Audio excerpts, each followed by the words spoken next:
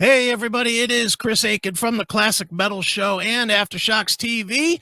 And before I give you this next episode, I want to at least give you the chance to get my awesome book, Cause and Effect Metallica. It's about the Black Album, my experiences when it came out as a kid, which you can imagine are pretty funny, as well as how it changed the way music is portrayed, what heavy music is on the radio, how it divided the fan base, everything. It's a cool book. It's a short read. It's quick.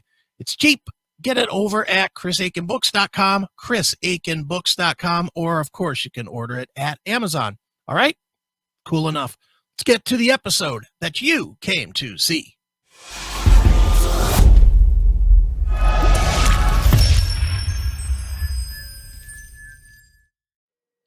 And Sir Neeley, take her away. All right. Here we go. Let me hit my record too. Okay. All right, here we go. It is your Classic Metal Show right here on the classicmetalshow.com. That, of course, is Mad Margritt, hailing from the South down in the Georgia land. And that comes from their Love, Hate, and Deception release with Liar, and a guy who tells no lies, basically just tells it like it is. It's our good friend Eddie from Mad Margritt. How you doing, man? Good to see you guys, man. It's been way too long. Yeah, where you been? How come you won't come on our show anymore? I didn't think you guys wanted me after my last interview. Nice. No, I've been wanting to come back on. Thank you guys for having me. Yeah, of course. Sure. We've made the overture before many times. We always tell you you're welcome back anytime you like, and we mean that. So here you are. Well, thank you. And now we're doing it with screens and everything. Screens and everything. Yeah, we're moving forward in the technological age to where you can look at our ugly faces, we can look at your ugly face, and people can be thoroughly appalled. And depending on the time of the day that they're watching this, they're either throwing up their breakfast or their dinner or right. Well, I had to take a shower this time, so that kind of we forced you to actually bathe because you were going to be on camera. I guess it was that time. Well, what are we celebrating here, my friend? I mean, it's been a while. Why don't you bring us all up to date? Where you been? What have you been doing the last few years? Obviously, 2020 sucked a big dick for most everybody, and especially people in the entertainment industry who rely on live performing. So what is Mad Margritt up to? Well, the big news we got is back in November, we filmed an episode for a HGTV show called Rock the Block. They had us come on and perform. And we're going to be on episode 4, which is March 29th. It's a Monday night. It's on at 9 o'clock. It's HGTV and Discovery Plus, so you can get it on the Discovery Plus app. Or if you miss it, you can get it on the HGTV app too. So we got to rock out. I can't say too much about what the show's about what we're doing on the show, but we did get to play some metal. And the song you just played, Liar, is actually a song that the producers liked a lot. And we kind of did, I want to say, an alternative version, not as an alternative music, but a different version of Liar that fit the show. So it was really cool, and that everyone was headbanging on the set with us, and it was a lot of fun. Nice. Now, Eddie, with as much as you're allowed to tell about it, how did you end up getting this gig? Did you have to audition, or did you know somebody, or how did what happened? There was somebody that was working on the show overheard the producers say we need to get a heavy metal band, and they were filming here in Atlanta, and this guy knew that we were based out of Atlanta. So they watched, they went on YouTube, they watched The Liar, they watched our Loaded Gun video, and he told the guy, get a hold of Eddie and let's have him on the show. And that was that quick. Like a week later, we were filming. And I'm not allowed to divulge too much, but it's possible. I'm not saying for sure that we're actually on 2 shows. I don't know if that's going to happen, but it very well may happen. I didn't say it happened. But we're definitely on March 29th. So Monday, March 29th, we'll be on headbanging some metal, representing the metal community. Right. Oh, you want to hear some more about Mad Margritt? Eddie, how long have you been doing this Mad Margritt? I mean, I remember seeing your name. This was long before we were even involved with you or associated with you in any way. So, Yeah. so how many years has Mad Margritt been, an entity, and who's all still in the band from the beginning? Only me. I'm the only one left. Everyone got sick of me, I guess, and they all bailed. But I actually started the band back in 1990. So I'm aging myself. We started right at the tail end of the hair metal thing, and we've never stopped. I mean, we've never taken a break. We've never even taken except for COVID. That was the only thing first time I've ever had a break. We just play, record, play, and I think that's probably why I'm the only one left. Is it's a hard. I mean, it's real exciting in the beginning, but after years of the grueling schedule, a lot of guys kind of drop out, and that's why we've had some turnover through the years. But it is what it is. I'm still here. Yeah, I remember seeing Mad Margritt in some of those ads for what was it, Paris Records? Yeah, way back in Metal Edge magazine back in the 90s. Yes. And I remember seeing your name pop up and saw you with a bunch of other people. I think another band was called Jester or something like that. And I remember them. Yes. Yeah, there were a whole cavalcade of bands that Paris Records was always promoting through like Metal Edge magazine ads and stuff, and I always would see Mad Margritt on the ads all the time. So I thought, you guys have been at least doing this as long as we have. But Chris and I just celebrated the 25th anniversary of the Classic Metal Show, and awesome. Here you are. You've been around at least 6 years longer than us. Yeah, I'm not going anywhere. My goal is to one day end my career doing the nursing home circuit. That's where all my kids will be in nursing homes. They'll all be into metal too, because they'll all be my age. So. Sure. Nice. Well, Eddie, unless I'm mistaken, you're actually working on new material as well for Mad Margritt. Talk a little bit about that, man. It's a weird time to actually be working on new music, no? Yeah, well, it's probably been like 4 years since we did our last CD, so it was this time overdue actually, and we all had the itch. When COVID hit, everything came to an abrupt halt, and I wasn't doing anything, so I just started writing a bunch of songs, and we're at the stage now where we're tracking everything, and we're hoping to have a single. We want to release like an advanced single next month, just because it's been so long since we put anything out. So we're probably going to put out a song in a month, shoot a video for it, and then the CD will come out later in the year. And we're kind of following the same, the last CD we did, Love, Hate, and Deception. We're kind of following that same sound, a little bit evolved, a little bit different, because we never stay the same, but it's heavy music with kind of melodic 80s screaming metal type.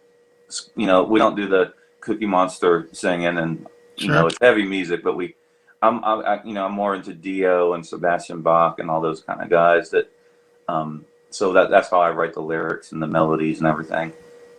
Sure. Now, obviously with COVID, most bands have been completely shut down. I know every once in a while when I pop in on social media, I do see that you're playing some gigs. Talk a little bit about that and how. And more to the point, how weird is it playing these gigs when there's all these new restrictions that really make it not like what we're all used to calling a rock show, man? Is it Right. weird for you as a performer?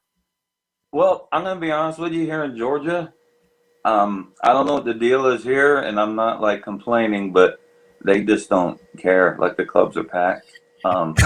We played Saturday night. There was probably like 300 people in there. And luckily, for whatever reason, I haven't gotten sick, but we're playing every week. Not like we were, like before COVID. I was playing like probably averaging 4 gigs a week, not just with Mad Margritt, but I do like acoustic gigs during the week and stuff. That just obviously came to a complete halt for like 3-4 months, and then slowly we get a show here, a show there, and then it just kept building. And now we play probably one to 2 days a week now. Not like I was doing before, but at least it's steady. And I'm a full-time musician, so I can't just sit home and do nothing. So I'm grateful that you know, where places like LA, I don't think they have any live music, but in Atlanta, you know, we're kind of still kicking somewhat. So in other words, you basically live your life. For the most part, yeah. I mean, it's definitely changed things. I mean, don't get me wrong. I mean, I was so busy, like I would like be happy to get a day off and sleep, and now I just got too much time because we're only playing Fridays and Saturdays, and sometimes only one or the other. So I, you know, got a lot of time on my hands, which I didn't. I'm watching a lot of Netflix lately. Sure. I think that's the case with most everybody. Yeah. Have you found that, you know, maybe, I mean, obviously it sounds like people are still coming out to shows, but have you found like maybe like your harder core fans or whatnot, or your longer term fans are a little bit leery to come out? Have you had people say to you, yeah, we're going to wait until we get our shot, or any of that stuff? Absolutely. Yeah. It's definitely affected things. And it's not like every place is packed. Like Saturday was packed.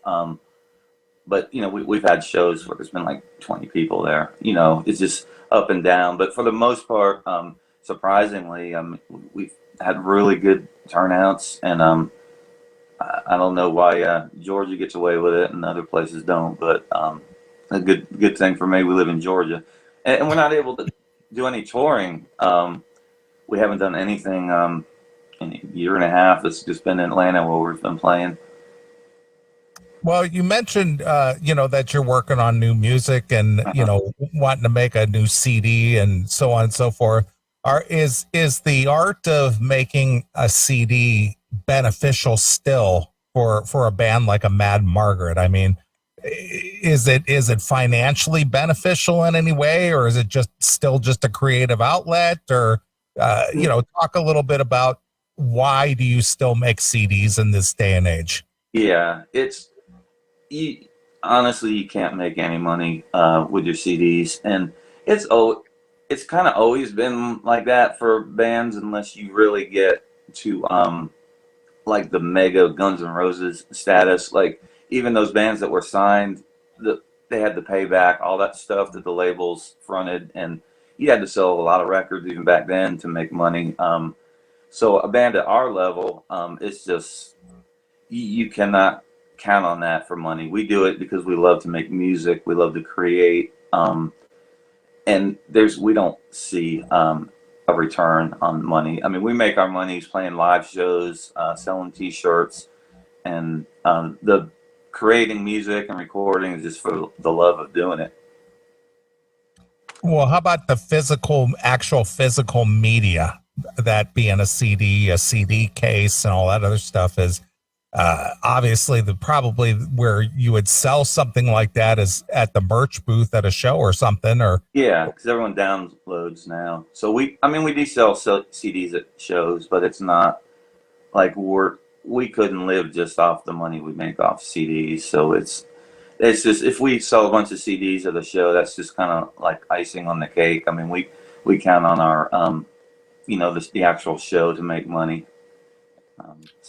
But, you know, I'm not complaining at all. I love making music, and I'll never stop making music. And we may even reevaluate how we put out music now. Because CDs are, you know, they're going to the wayside. You know, they're not even in cars anymore. So we may just do like, we're going to do a CD now, but maybe in the future we may just release songs, you know, every few months, new songs to download.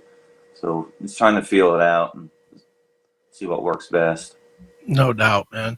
Well, Eddie, where should people go online to keep up with you and to find out where you're going to be playing, and, you know, where they can pack a room instead of just having 10 people spread out to see you guys at? Yeah. It's madmargritt.com, and Margritt is Margritt, Margritt. And we got all our dates on there. Our Facebook page is the same. It's Mad Margritt. And Yeah, we keep it posted, updated on a regular basis, so you can always find out where we're playing and what we're up to. Sure. And of course, once again, you can catch Mad Margritt on Monday, March 29th at 9 p.m. That's Eastern, I'm assuming. Yeah. On HGTV and Discovery Plus on the Rock the Block shows, episode 4 of season 2. Absolutely, man. Thank you for plugging that for us. We're excited about it. Very cool, man. Well, dude, why don't you pick a song from Love, Hate, and Deception so that we can wrap the interview with it? Okay. We'll pick one of my favorites. It's called The One You Love to Hate. Easy enough. Well, All right. Is that dedicated to anyone, Eddie? Oh, yeah. It was definitely written about to somebody, but I'm not going to say because I'll get a lot of grief for it. But, yeah, I wrote that song in minutes because I was super pissed off. All right. Well, for the fucking cunt that Eddie wrote the song for. Here's Mad Margritt from the Love, Hate, and Deception release with One You Love to Hate exclusively here on your classic metal show. All right, that was a lot of fun, wasn't it? And you know what else is a lot of fun? The CMS Podcast Network. That's right, cmspn.com is the address. Make sure you go over there. Make sure you watch the episodes there, you listen to the episodes there, and maybe you even just subscribe so it's delivered to your phone to whatever podcasting software you use, but do it from cmspn.com. Once again, cmspn.com, cmspn.com, cmspn.com. We'll see you next time, fucks.